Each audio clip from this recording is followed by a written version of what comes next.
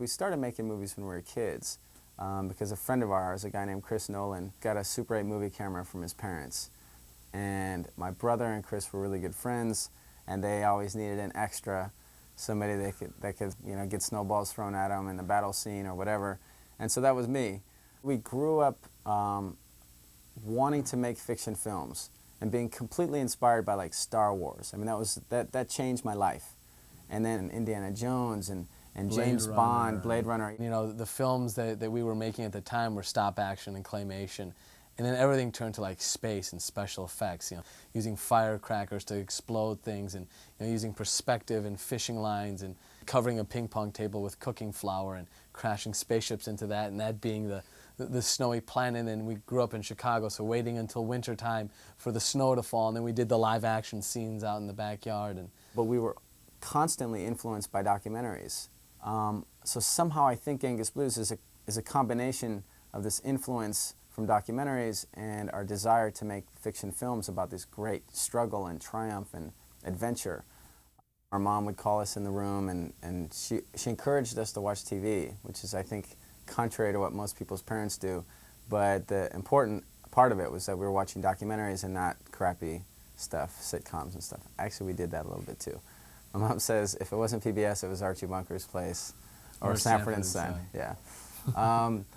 So one of the documentaries we saw when I think I was 16 or 17 years old. I was in high school. I was supposed to be writing a 10-page paper. My mom called me in the room, said, "You have to see this, it sounds amazing." And it was about an American physicist named Richard Feynman and his friend Ralph Layton trying to get to Tuva. And they described how exotic this place was, how it was ancient culture and had basically been untouched by Western civilization. So I was fascinated and decided I had to go there soon. When we first heard about Tuva, we thought, for sure this was Shangri-La. I mean, here's a place somewhere north of Mongolia in deep southern Siberia, and it's a place that almost no one had ever been to from the West. But then we also realized that we had to hurry up and get there because, man, it's already on TV. And for sure, if it's already on TV, people are already starting to go there. I thought I would get there in a couple of years. I don't know what the hell I was thinking, but 6 years later, I got out of college, and I had read a book called Tuva or Bust, written by Ralph Layton, who was Feynman's sidekick in the movie. And I somehow got Ralph's number, and I realized that being out of college, I wanted to make a feature film. I didn't know what it would be about. I also knew I wanted to go to Tuva, so I figured going to Tuva and making a documentary would be a perfect fit. So that was my plan, but when I called Ralph, I didn't know anything about Tuvan culture other than what I had seen in the documentary. And he told us about this blind American blues musician who had taught himself to throat sing over a decade, and we had this great conversation, and he said, "If my friend at the BBC doesn't shoot that documentary, maybe you could." So we thought, the BBC, I mean, who are we to the BBC? Ralph talked to the producer that he was hoping would do it, and who we realized was the guy who made the movie that inspired us in the first place. So it felt like we had some pretty stiff competition. And he was too busy. He had other projects going. We started learning about how documentaries traditionally get funded. So we wrote grants, and we wrote grant applications to like 35 places and didn't get a single one. Because here's the pitch. Here's the Genghis Blues pitch 5 years ago. There's a place called Tuva. It doesn't exist on a map. There's a style of singing where one person can sing with 3 to 5 voices. There's a blind blues guy who's incredible, but you've never heard about him, who lives in San Francisco, who taught himself how to the singing through shortwave radio. So he hears this type of singing that can't be done from a place that doesn't exist. He teaches himself how to do this by mimicking it, and then meets some of these Tuvans, people from a place that doesn't exist, befriends them, and is now going there. Who are we? 2 guys out of college. We've got this great idea. We've been making films since elementary school. What do we have to show? Not much. But we know it's there, we know it's good, and we know that when we come back it's going to be a great story. And so all of these obstacles for someone to believe us, and then even if it is all true, who the hell is ever going to want to see this?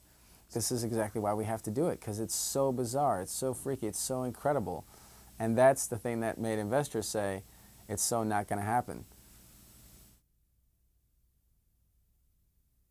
As a freshman in college, I took a class called Independent Cinema, taught by a guy named Greg Araki, who had gone to my university and had come back after he had made 2 films that were successful on the independent festival circuit. And they were low budget, fiction films that he wrote, directed, edited, and shot and everything. And watching them and watching the other films in his class that were made by people who were passionate about filmmaking but who weren't connected to the Hollywood film industry was something inspiring to see that these guys just went out and did it and figured out a way to make it happen. And for me, I think most of my inspiration is just real life. Just people I meet, stories I hear, and I just think, you know, man, if they can do it, so can we. While we were making Genghis Blues, we lived in this kind of seedy, loft is a euphemism, but the seedy space above an auto body shop, and it didn't have a shower, and so we had this kind of plastic bucket over the toilet that we had to stand on with a hose coming from the sink. It was a nice piece of wood with a nice... I don't even know what the bucket was. It was a concrete mixing trough. So we just designed it. So we took showers in a mixing trough above the toilet. And our friends actually thought that was funny, but it's amazing what you'll get used to. And every morning, you know, you'd wake up to woo, woo, you know, sound of fenders getting sanded and bumpers getting ripped off. And actually, since that time, we moved into a house, and I swear to God, every time I take a shower, I think, God, I can actually stand up while I take a shower, because in the little arrangement we had on an auto body shop, the ceiling was really low, so you'd have to take a shower like this. It was horrible. But you get used to it. It's really amazing. Anyway, and sleeping in the editing room and stuff like that was just normal. And our mom, who has encouraged us from an early age to do anything we want, the day that we were leaving for Tuva, she was living in Chicago, and we were leaving from San Francisco. And she knew roughly the time we were leaving. And of course we were late getting to the airport. And we got Paul and Mario both in wheelchairs, and we're sprinting towards the gate, and they're just about to close the flight. And as we're standing, there's a few people still in front of us in line, and we're like, phew, we made it. And the guy, the Aeroflot Airlines guy, looks to the back of the line, and he says, is Rocco and Adrian Bellick around? And we say, yeah, that's us. He says, well, your mom called and wishes you guys good luck in your trip to Tuva. When we got to Tuva, things were going smoothly, and Paul did fantastic at the symposium, and it was going amazingly well.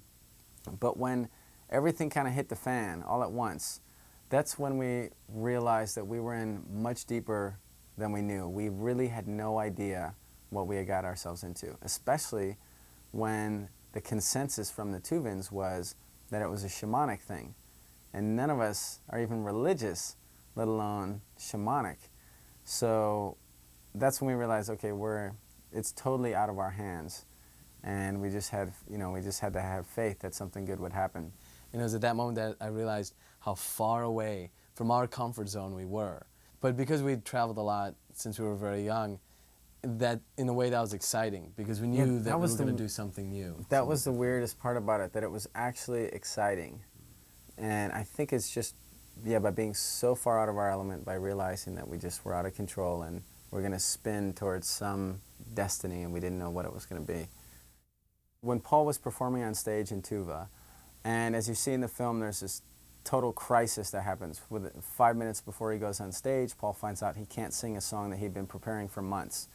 So he's totally distraught and doesn't know what the hell he's going to do. And when he finally got on stage, and he just nailed it, he made up a song on the spot in Tuvan, and then he did an encore, and then they were clapping, so he did another encore. And the crowd was so electrified, and Paul was so energetic, and it was such an incredible experience being on stage with him. I could barely hold the camera steady. And I remember at that moment thinking, no matter what happens, no matter if we never get a single penny of funding, we have to finish this movie, because somebody is going to appreciate this. Even if it's not a huge audience, somebody is going to want to see what we just experienced. People ask us if we encountered any difficulties. I mean, that's pretty much what the entire process was a difficulty of one form or another. Yeah, but it didn't seem like that, though. That's why we were able to make it, because it didn't. In hindsight, things seem like amazing that we pulled it off. Actually, even to ourselves, we think, oh my God, I can't believe, that happened or that happened. But yeah, that's the deal. We didn't think of it as problems. We thought of them as challenges. It was exciting to figure out the solution. And when we did, we felt really good. Like, our mom always knew that we could pull it off. That's somebody who, we actually live with our mom again. And she has always supported us in anything we've ever tried. And I think some people think our mom is weird, they think we're weird, whatever. We live together, maybe it's an unusual situation, but for us it's great. And so I think with that encouragement at home, even a couple weeks before we went to Tuva and we didn't get any funding from anybody else, we knew that we could go to Tuva and pull it off somehow, even if we had to shoot on home video cameras. And when we got back, we got really lucky, and we met a guy who I will never be able to repay this guy for how much he believed in us, and he risked his job to let us have access to his post-production facility. I told him it would maybe take a week or two to edit. And of course, 4 years later, when the facility was closing down, and I finished the day that the facility went out of business, which was the day before our first film festival, I realized how much I owed this guy.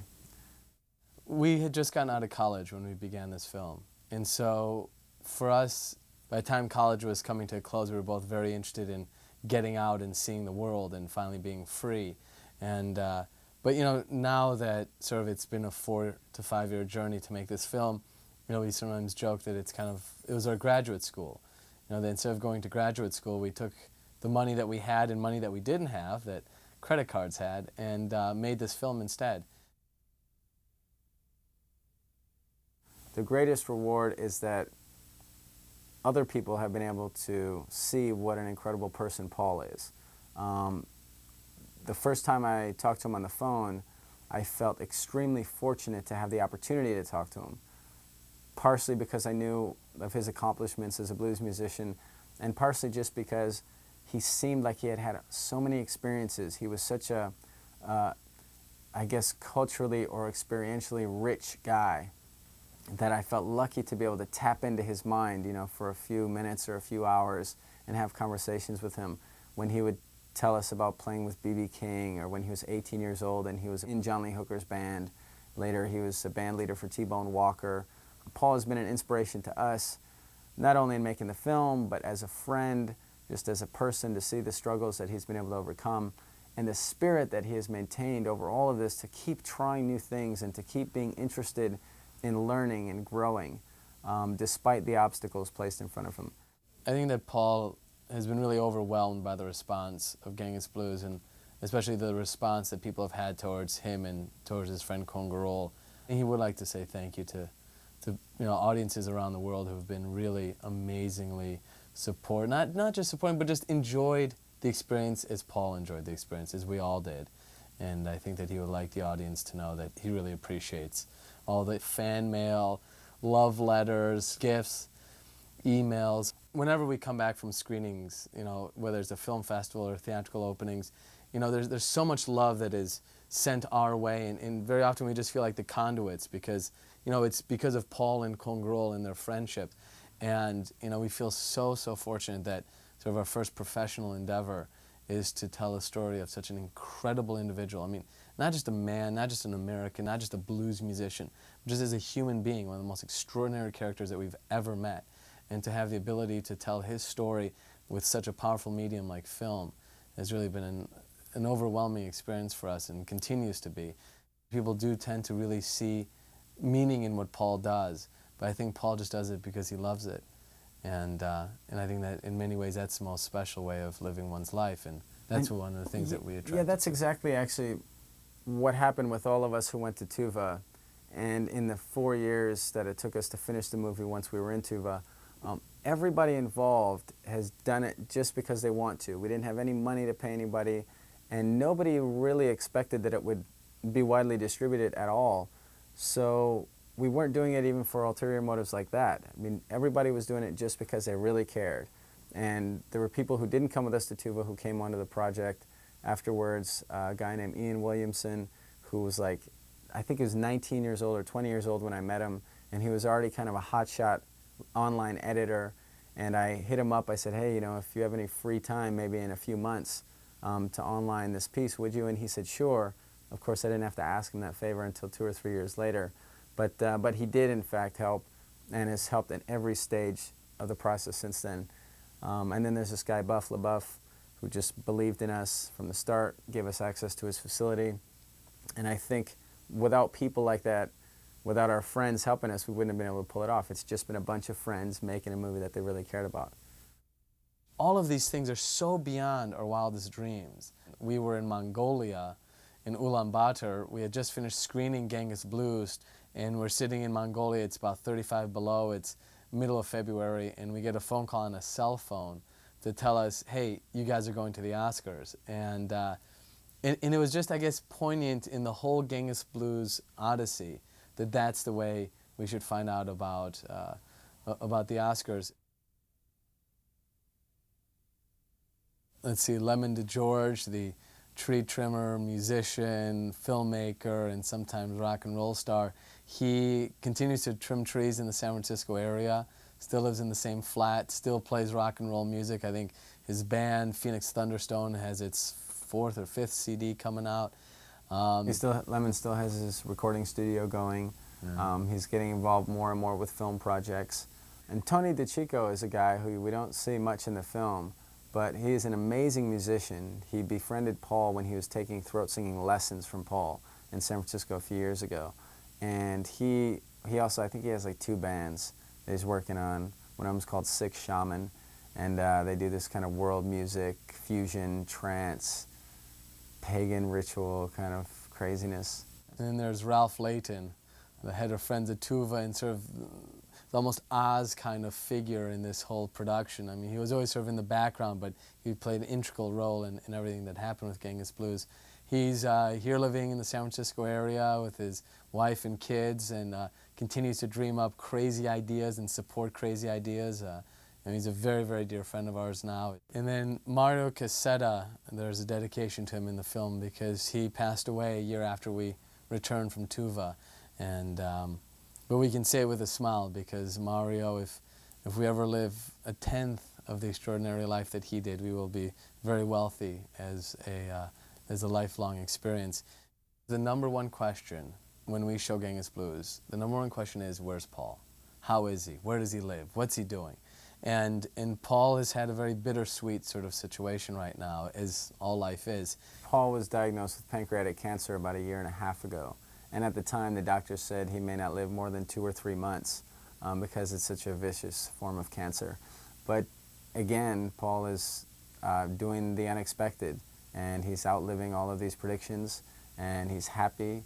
He has an incredible group of friends around him, and new friends that have supported him and stayed with him and nurtured him and enjoyed his life with him. Paul has fallen in love, and this woman has fallen in love with Paul. And I think that probably is part of the reason why Paul has said a few times that the last few months has been the best time in his life. We definitely haven't made a lot of money from this film.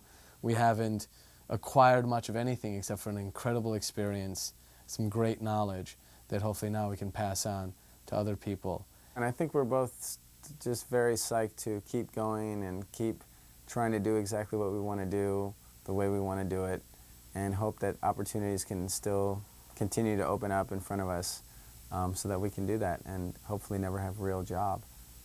I basically just hope that I never grow up, that we can always continue playing till the day we die.